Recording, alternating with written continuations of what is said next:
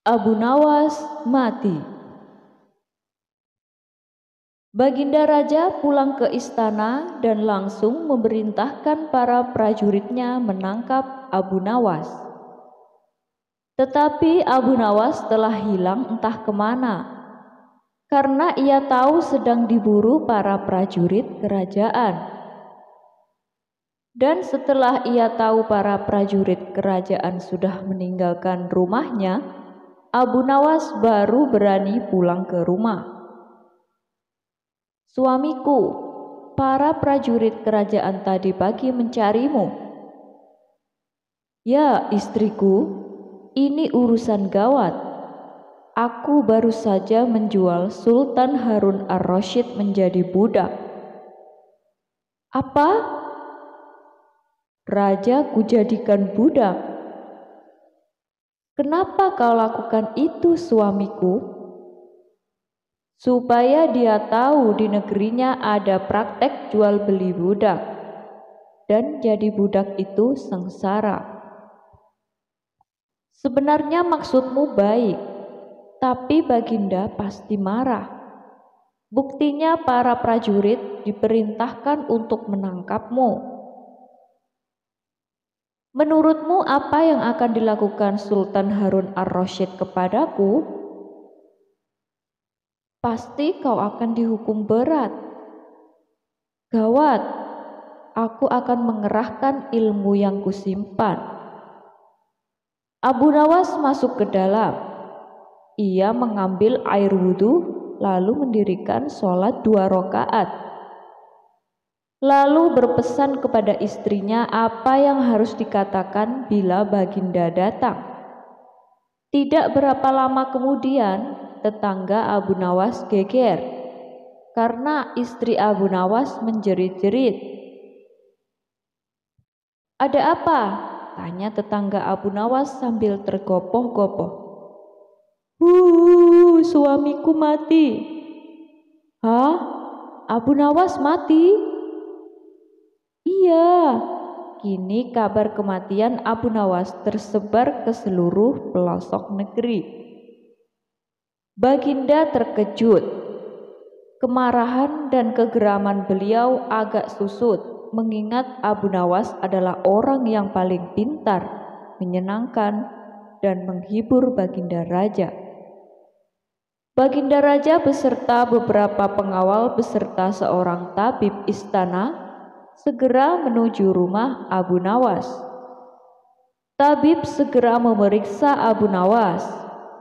Sesaat kemudian ia memberi laporan kepada Baginda bahwa Abu Nawas memang telah mati beberapa jam yang lalu. Setelah melihat sendiri tubuh Abu Nawas terbujur kaku tak berdaya, Baginda Raja merasa terharu dan meneteskan air mata. Beliau bertanya kepada istri Abu Nawas, "Adakah pesan terakhir Abu Nawas untukku?"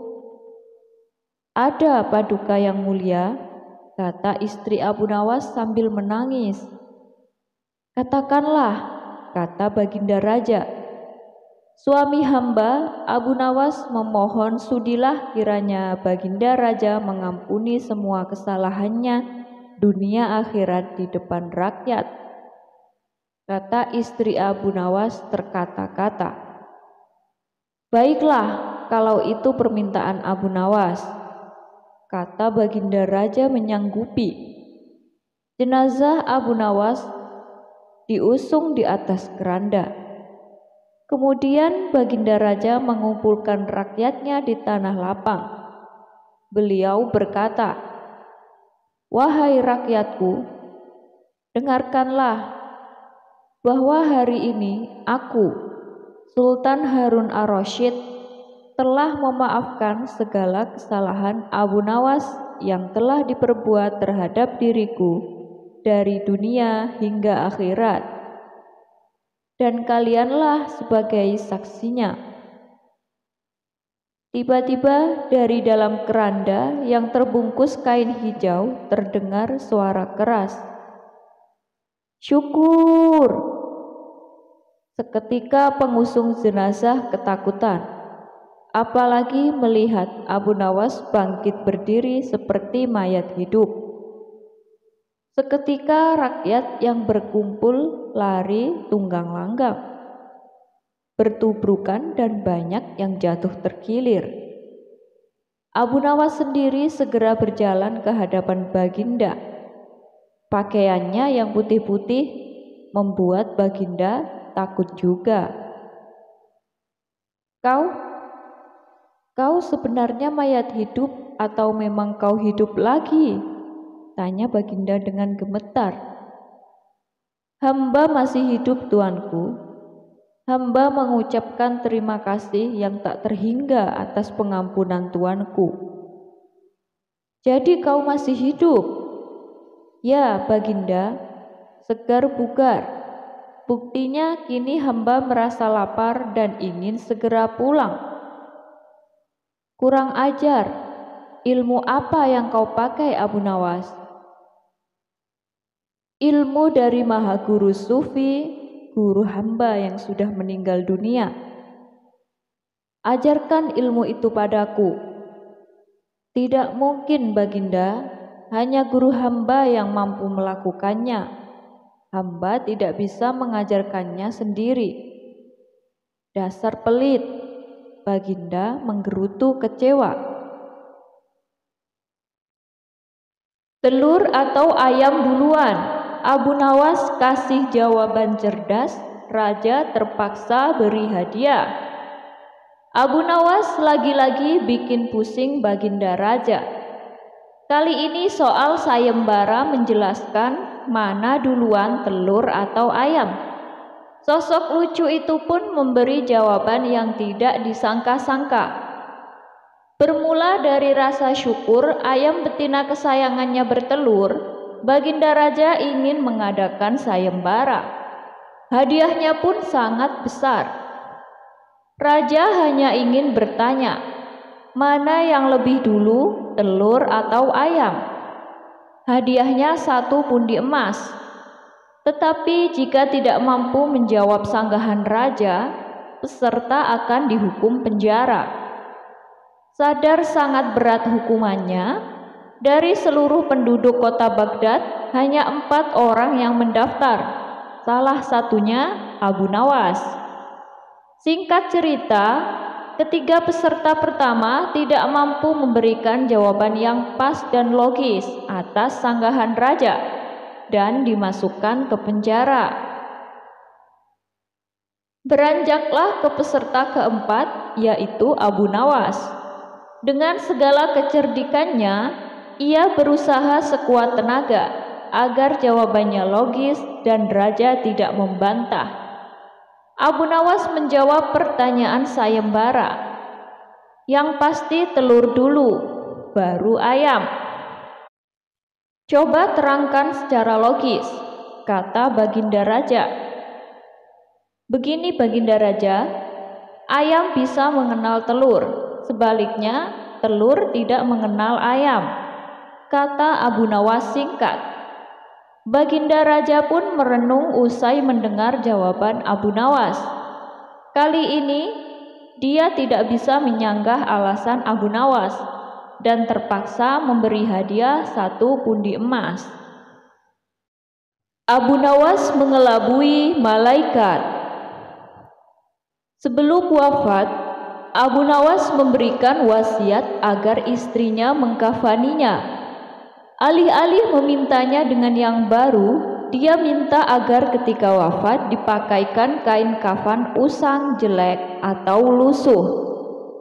Kain kafan tersebut seolah-olah seperti kain kafan orang yang sudah lama meninggal. Berdasarkan kisah yang sudah turun-temurun, diceritakan kalau Abu Nawas pun sudah berada di alam kubur. Namun, kebingungan melanda malaikat Mungkar dan Nakir.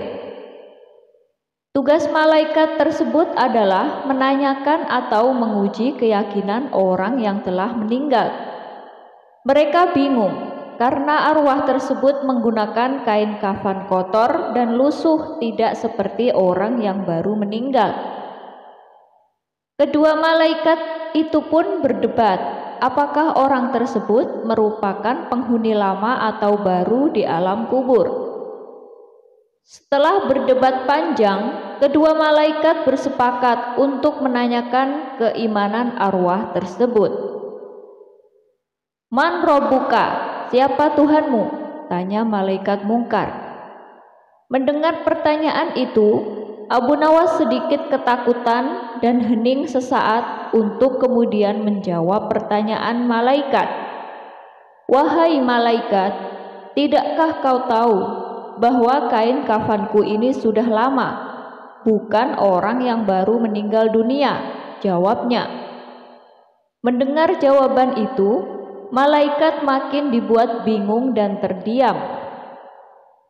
Mereka bingung dengan penampilan Abu Nawas yang lusuh, namun kondisi kuburannya masih terlihat baru. Perdebatan pun kembali terjadi sambil pandangannya tak lepas dari Abu Nawas.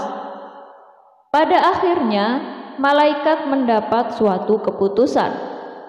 Malaikat memutuskan kalau Abu Nawas adalah penghuni lama alam kubur dan tidak menanyakan lebih lanjut. Kedua malaikat itu lantas pergi dan berpindah ke kuburan lain dan bertanya-tanya apakah mereka sedang dijaili.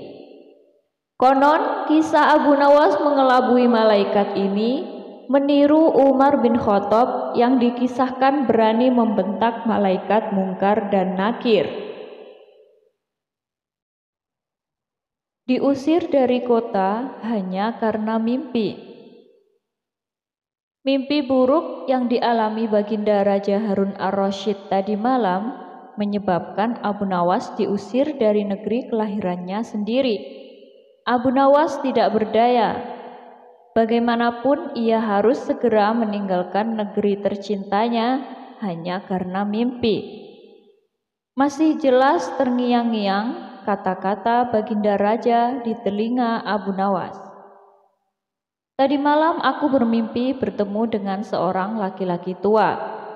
Ia mengenakan jubah putih. Ia berkata bahwa negerinya akan ditimpa bencana bila orang yang bernama Abu Nawas masih tetap tinggal di negeri ini.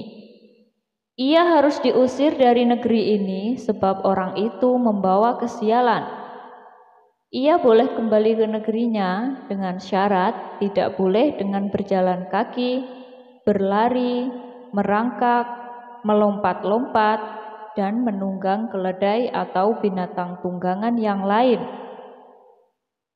Dengan bekal yang diperkirakan cukup, Abu Nawas mulai meninggalkan rumah dan istrinya. Istri Abu Nawas hanya bisa mengiringi kepergian suaminya dengan derayan air mata.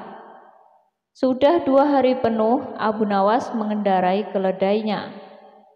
Bekal yang dibawanya mulai menipis. Abu Nawas tidak terlalu meresapi pengusiran dirinya dengan kesedihan yang terlalu mendalam. Sebaliknya, Abu Nawas merasa bertambah yakin bahwa Tuhan yang Maha Perkasa akan segera menolong keluar dari kesulitan yang sedang melilit pikirannya. Bukankah tiada seorang teman pun yang lebih baik daripada Allah Subhanahu wa Ta'ala dalam saat-saat seperti itu? Setelah beberapa hari Abu Nawas berada di negeri orang, ia mulai diserang rasa rindu yang menyayat-nyayat hatinya yang paling dalam. Rasa rindu itu makin lama makin menderu-deru, seperti dinginnya jam harir. Sulit untuk dibendung. Memang tak ada jalan keluar yang lebih baik daripada berpikir. Tetapi dengan akal apakah ia harus melepaskan diri? Begitu tanya Abu Nawas dalam hati. Apakah aku akan meminta bantuan orang lain dengan cara menggendongku dari negeri ini sampai ke istana Baginda? Tidak akan ada seorang pun yang sanggup melakukannya. Aku harus bisa menolong diriku sendiri tanpa melibatkan orang lain. Pada hari ke-19, Abu Nawas menemukan cara lain yang tidak termasuk larangan Baginda Raja Harun ar-Rasyid. Setelah segala sesuatunya dipersiapkan, Abu Nawas berangkat menuju ke negerinya sendiri. Perasaan rindu dan senang menggumpal menjadi satu. Kerinduan yang selama ini ia melecut-lecut semakin menggila karena Abu Nawas tahu sudah semakin dekat dengan kampung halaman. Mengetahui Abu Nawas bisa pulang kembali, penduduk negeri gembira. Desas-desus tentang kembalinya Abu Nawas segera menyebar secepat bau semerbak bunga yang menyerbu hidung. Kabar kepulangan Abu Nawas juga sampai ke telinga Baginda Harun ar-Rasyid. Baginda juga merasa gembira mendengar berita itu, tetapi dengan alasan yang sama sekali berbeda. Rakyat gembira melihat Abu Nawas pulang kembali karena mereka mencintainya. Sedangkan Baginda Raja gembira mendengar Abu Nawas pulang kembali karena beliau merasa yakin kali ini pasti Abu Nawas tidak akan bisa mengelak dari hukuman. Namun Baginda amat kecewa dan merasa terpukul melihat cara Abu Nawas pulang ke negerinya. Baginda sama sekali tidak pernah membayangkan kalau Abu Nawas ternyata bergelayut di bawah perut keledai, sehingga Abu Nawas terlepas dari sanksi hukuman yang akan dijatuhkan, karena memang tidak bisa dikatakan telah melanggar larangan Baginda Raja, karena Abu Nawas tidak mengendarai keledai. Memasukkan unta ke lubang jarum. Singkat cerita, pada saat itu Baginda Raja sedang termenung karena adanya masalah, sampai membuatnya kesulitan untuk tidur. Beberapa menteri istana segera mendatangi rumah Abu Nawas untuk memintanya menghibur Baginda Raja. Abu Nawas sempat merasa bingung karena biasanya yang diutus Baginda Raja datang ke rumahnya adalah para prajurit istana, bukan menteri. "Kenapa kalian yang datang?" tanya Abu Nawas.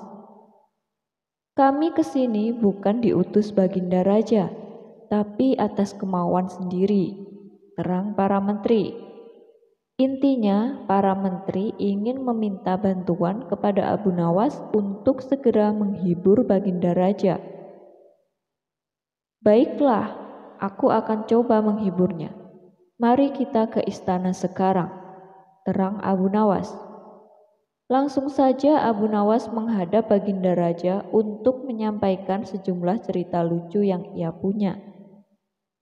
Bukannya terhibur, Baginda Raja malah tetap terdiam dan kemudian pergi meninggalkan Abu Nawas. "Bagaimana ini Abu Nawas? Kamu lihat sendiri kan?" tutur para menteri istana. "Sepertinya Baginda Raja sedang mengalami masalah berat. Biarkan aku pulang dulu. Aku akan memikirkan cara untuk mengatasi masalah ini," ungkap Abu Nawas.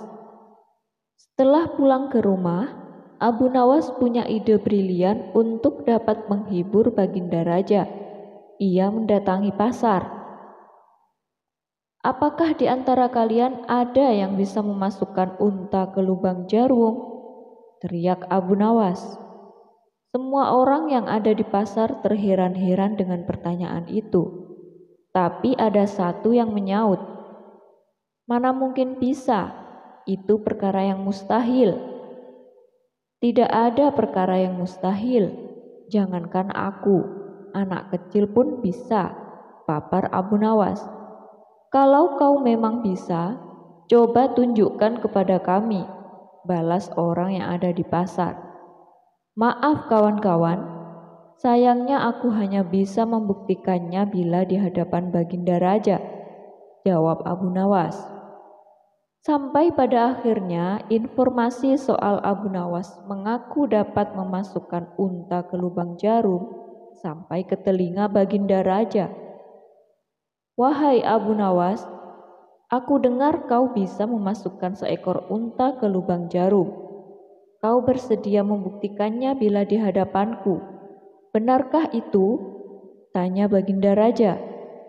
"Benar Paduka yang mulia," ungkap Abu Nawas. Bagaimana mungkin? Aku rasa itu perkara yang mustahil, ujar Baginda Raja. Di dunia ini tidak ada yang mustahil, Paduka, ketus Abu Nawas. Baiklah, sekarang coba kau buktikan, balas Baginda Raja. Caranya mudah, Paduka. Kita tinggal membuat jarum yang lubangnya lebih besar daripada seekor unta. Dengan begitu kita bisa memasukkannya dengan mudah. Bahkan anak kecil pun bisa, pengakuan Abu Nawas. Kalau caranya seperti itu, semua orang pun bisa melakukannya. Berarti kau telah menipu semua orang termasuk aku, ucap Baginda Raja. Hamba tidak pernah menipu siapapun, dan hamba juga tidak pernah menipu Paduka. Hamba tidak pernah mengatakan bahwa jarum yang hamba maksud adalah jarum kecil, balas Abu Nawas. Ya, itu benar. Tapi apa maksud dari pertanyaanmu itu? Tanya Baginda Raja. Hamba hanya ingin mengatakan ada hikmah dari pernyataan ini, jawab Abu Nawas. Hikmah? Hikmah dari mana? Tanya Baginda Raja heran. Bukankah tadinya Baginda Raja tidak percaya kalau hamba bisa memasukkan unta ke lubang jarum?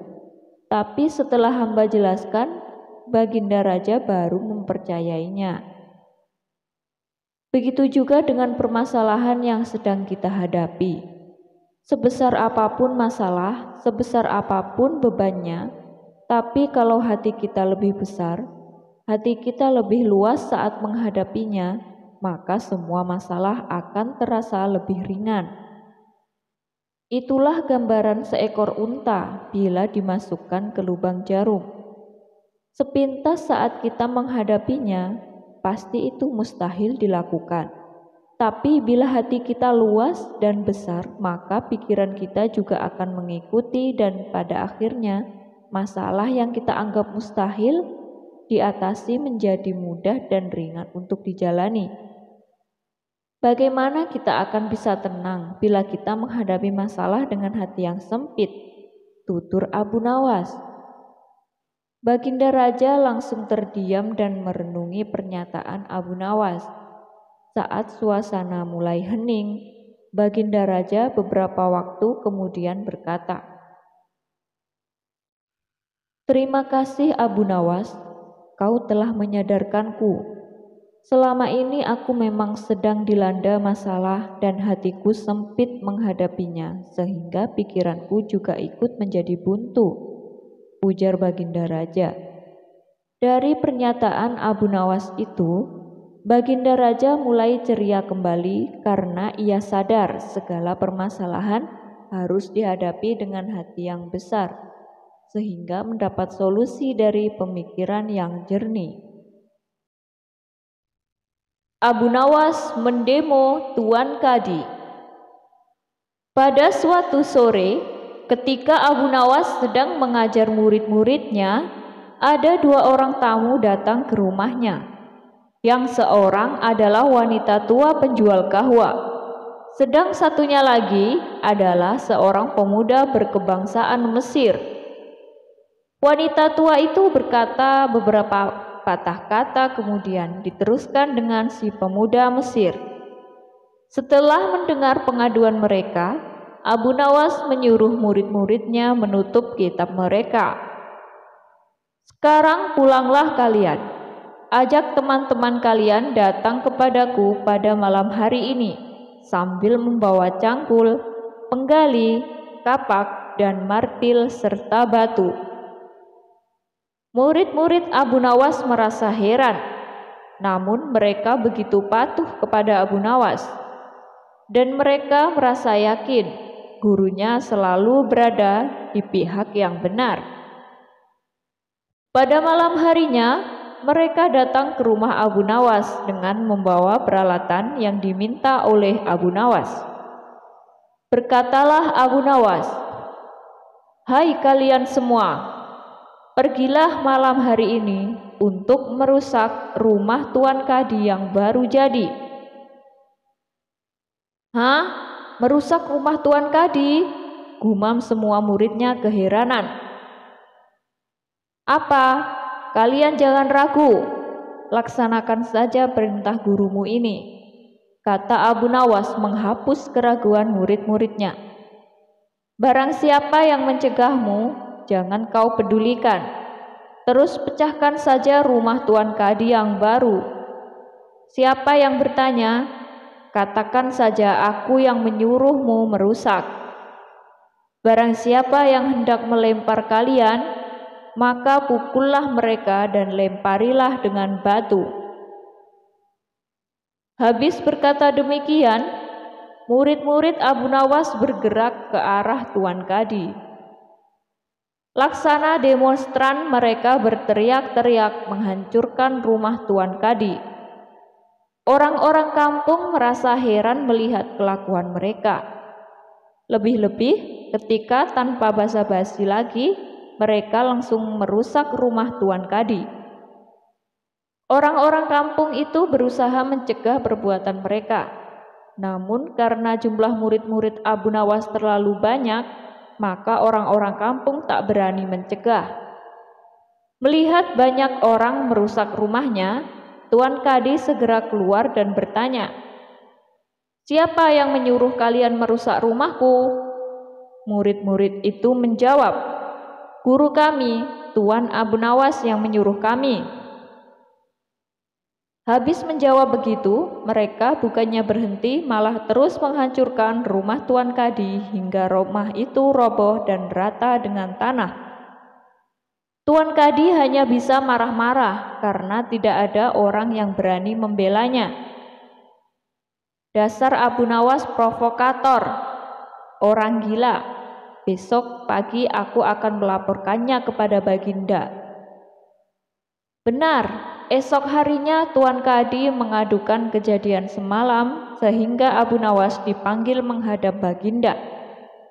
Setelah Abu Nawas menghadap Baginda, ia ditanya, "Hai Abu Nawas, apa sebabnya kau merusak rumah Kadi itu?"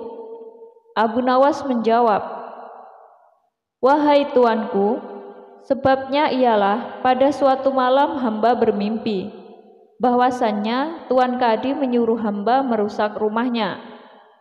Sebab rumah itu tidak cocok baginya. Ia menginginkan rumah yang lebih bagus lagi. Ya karena mimpi itu, maka hamba merusak rumah Tuan Kadi." Baginda berkata, "Hai Abu Nawas, bolehkah hanya karena mimpi sebuah perintah dilakukan? Hukum dari negeri mana yang kau pakai itu?" Dengan tenang Abu Nawas menjawab, "Hamba juga memakai hukum Tuan Kadi yang baru ini, tuanku." Mendengar perkataan Abu Nawas, seketika wajah Tuan Kadi menjadi pucat. Ia terdiam 1000 bahasa. "Hai Kadi, benarkah kau mempunyai hukum seperti itu?" tanya Baginda. Tapi Tuan Kadi tiada menjawab. Wajahnya nampak pucat, tubuhnya gemetaran karena takut. "Abu Nawas, jangan membuatku pusing. Jelaskan kenapa ada peristiwa seperti ini," perintah Baginda. "Baiklah," Abu Nawas tetap tenang. "Baginda, beberapa hari yang lalu ada seorang pemuda Mesir datang ke negeri Baghdad ini untuk berdagang sambil membawa harta yang banyak sekali. Pada suatu malam, ia bermimpi kawin dengan anak Tuan Kadi dengan mahar sekian banyak." "Ini hanya mimpi, Baginda." Tetapi Tuan Kadi yang mendengar kabar itu langsung mendatangi si pemuda Mesir dan meminta mahar anaknya. Tentu saja pemuda Mesir itu tak mau membayar mahar hanya karena mimpi. Nah, disinilah terlihat arogansi Tuan Kadi.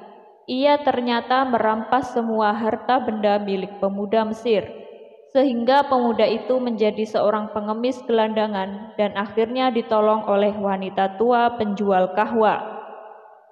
Baginda terkejut mendengar penuturan Abu Nawas, tapi masih belum percaya 100%. Maka ia memerintahkan Abu Nawas agar memanggil si pemuda Mesir. Pemuda Mesir itu memang sengaja disuruh Abu Nawas menunggu di depan istana.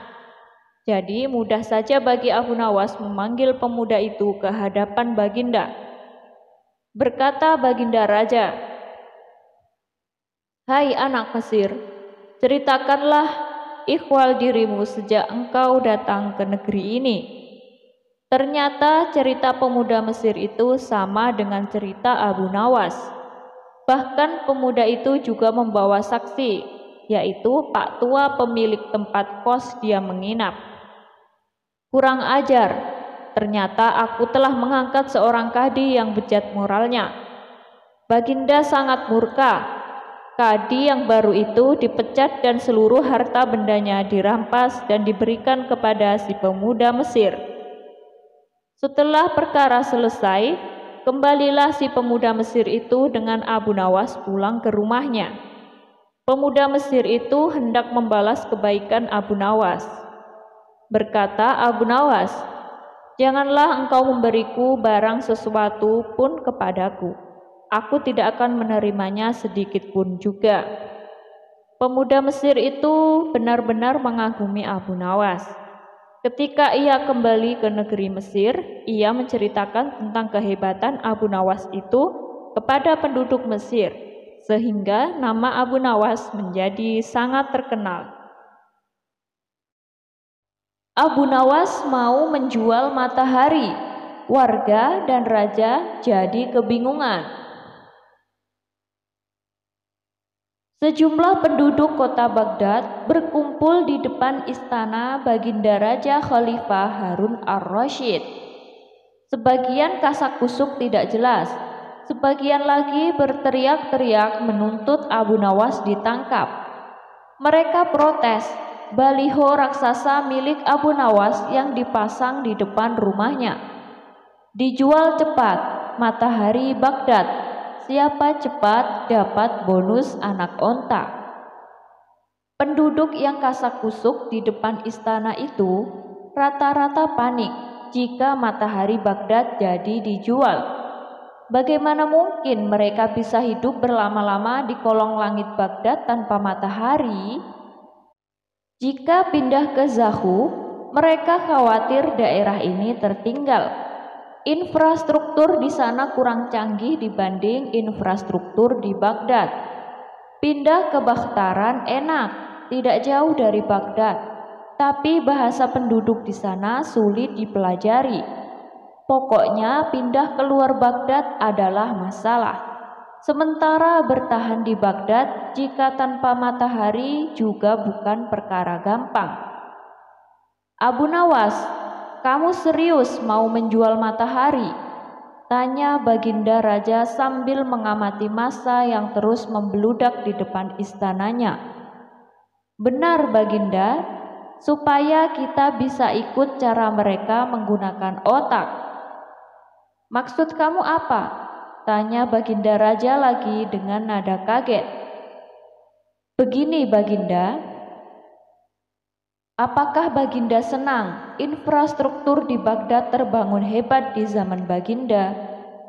Baginda bangga bisa menjadi teladan buat rakyat bahwa selama menjabat sebagai khalifah, Baginda tidak korupsi. Baginda senang tidak mempertontonkan keserakahan dengan menguasai ratusan ribu hektar padang pasir. Padahal Baginda bisa melakukannya dengan kekuasaan yang sekarang Baginda genggam." "Abu Nawas, coba ke inti masalah. Jika Baginda turun dan tanya massa yang sekarang berdemonstrasi itu, ketahuilah bahwa mereka akan menjawab, buat apa bangun infrastruktur? Infrastruktur tidak bisa dimakan. Jadi jalan-jalan mulus yang Baginda bangun selama ini, puluhan bendungan yang Baginda banggakan, lapangan terbang, rel kereta api di Khorramabad, pasar-pasar di Kirkuk, itu semua percuma, tidak bisa dimakan." Baginda Khalifah Harun ar-Rasyid pun terdiam. Baginda bangga tidak korupsi, anak Baginda jual pisang goreng. Itu malah membuat mereka marah dan cemburu. Buat mereka, Baginda mestinya korupsi, agar mereka tidak repot-repot lagi bikin isu tidak masuk akal. Misalnya Baginda keturunan Mongolia, Baginda memusuhi ulama, Baginda membiarkan partai yang sudah dilarang tumbuh lagi. Wah, pokoknya banyak Baginda. Lalu, apa hubungannya dengan menjual matahari? Dengan pelan-pelan, Abu Nawas kemudian menjelaskan bahwa apa yang dianggap Baginda Raja sebagai prestasi nasional, tapi justru dianggap pemborosan serta membebani negara, adalah karena mereka terbiasa melihat semua prestasi yang ada di ruang gelap. Di ruang gelap, gadis cantik tidak terlihat, sebatang emas bisa dianggap besi, apalagi jika cara melihatnya sambil bergelantungan. Tapi, kalaupun mata mereka tidak melihat di ruang gelap, bukankah telinga mereka mendengar? Hati mereka terbuka. Bagaimana mungkin mereka menuduhku memusuhi ulama, padahal wakilku sekarang adalah ulama besar? Jikapun mereka tidak suka aku, bukankah kepada mereka sekarang aku sodorkan ulama yang dulu mereka klaim mereka bela? Mengapa sekarang mereka tinggalkan? Baginda, itulah enaknya melihat dunia di ruang gelap sambil terbalik. Kita bisa menikmati apa yang mereka nikmati selama ini. Baginda tidak capek berpikir rasional. Baginda Raja Khalifah Harun ar-Rasyid kembali terdiam tidak mengerti penjelasan Abu Nawas. Percayalah Baginda, hanya dengan melihat segala sesuatu di kegelapan, Baginda akan paham mengapa selama ini mereka melihat infrastruktur megah, pemerataan pembangunan di daerah tertinggal. Semuanya sama sekali tidak berguna karena tak bisa dimakan. Mohon jangan katakan, infrastruktur memang tidak bisa dimakan, tapi dengan infrastruktur kita makin mudah cari makan. Itu cara berpikir rasional dan normal, Paduka. Masa di luar istana makin membludak, tapi Baginda Raja kali ini diam saja. Dia memberi isyarat membenarkan Abu Nawas. Jadi, boleh saya jual matahari? Besok Baghdad gelap, banyak rakyat bergelantungan. Aspal di jalan terlihat ketan. Abu Nawas menang sayembara bikin raja tidur. Modalnya cuma cerita amburadul. Cerita lucu Abu Nawas ini terjadi ketika Baginda Raja membuat semacam sayembara dan mengundang banyak penyair. Ini dilakukan supaya dapat menceritakan suatu kisah yang bisa membuat raja tidur. Ketika itu, raja tidak dapat tidur karena terngiang-ngiang dengan seorang perempuan yang pernah dilihat. Kemudian pada dasarnya ia adalah sosok raja yang baik, tidak mungkin berbuat serong dengan perempuan lain. Kemudian raja coba melupakannya. Namun, bayangan tentang perempuan yang dilihatnya tersebut membuatnya tidak bisa tidur. Oleh karena itu, raja memutuskan melupakan perempuan itu dengan mendengarkan kisah dari para penyair. Malam pun makin larut. Tidak ada satu penyair pun yang bisa membuat raja tertidur. Hingga akhirnya giliran Abu Nawas. Ia pun menceritakan sesuatu yang sebenarnya tidak jelas kepada sang raja.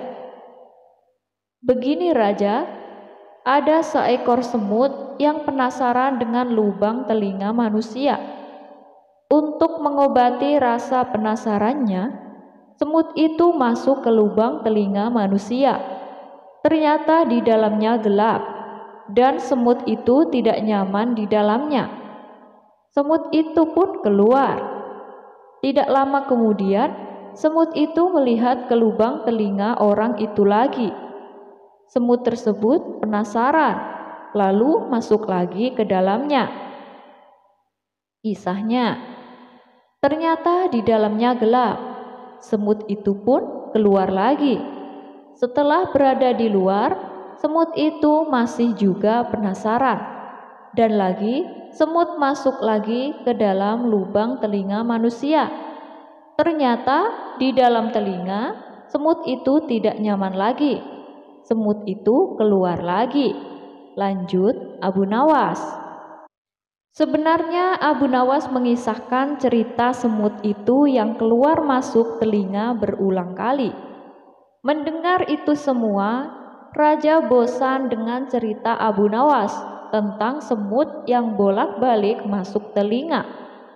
Kemudian raja pun berkata, "Sudah, cerita tidak jelas begini kok dikisahkan kepadaku. Mending aku tidur saja daripada mendengar kisah tak jelas begini." Kemudian Abu Nawas akhirnya pulang dan tanpa disadari raja akhirnya tertidur. Namun ketika bangun, raja tersadar. Ternyata kisah-kisah indah para penyair malah membuatnya tak bisa tidur karena malah penasaran dengan cerita. Lalu Abu Nawas akhirnya memenangkan sayembara itu karena ceritanya yang amburadul, tapi berhasil membuat raja tidur.